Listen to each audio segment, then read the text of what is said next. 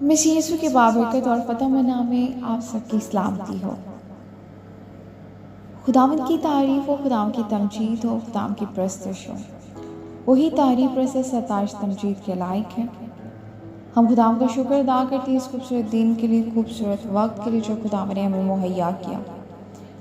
عزیزو، خداوند آپ سب کے ساتھ ہو، خداوند آپ سب کو برکت دے اور کثرت سے برکت دے، آمین۔ آئیے آج صبح ہم خداوند کے زندہ پاک کلام میں سے پڑھیں گے افسیوں کے نام پولس رسول کا خط، اس کا 5واں باب۔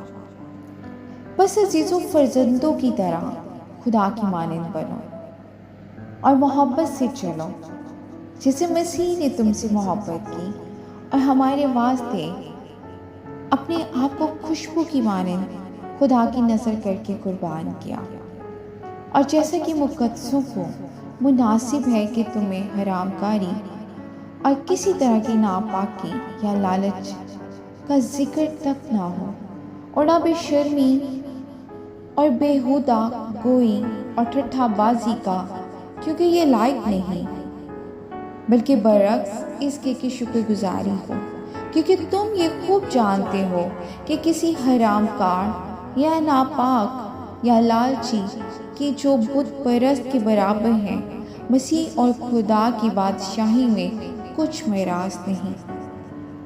کوئی تم کو بے فائدہ باتوں سے دھوکہ نہ دے، کیونکہ انہی گناہوں کے سبب سے نافرمانی کے فرزندوں پر خدا کا غضب نازل ہوتا ہے۔ بس ان کے کاموں میں شریک نہ ہو، کیونکہ تم پہلے تاریکی تھے مگر اب خداوند میں نور ہو۔ بس نور کے فرزندوں کی طرح چلو، اس لیے کہ نور کا پھل ہر طرح کی نیکی اور راست بازی اور سچائی ہے، آمین جی۔ خداوند کی زندہ پاک کلام کے پڑھیں اور سنے جانے میں اس کی برکت و خداوند کا شکر ہو۔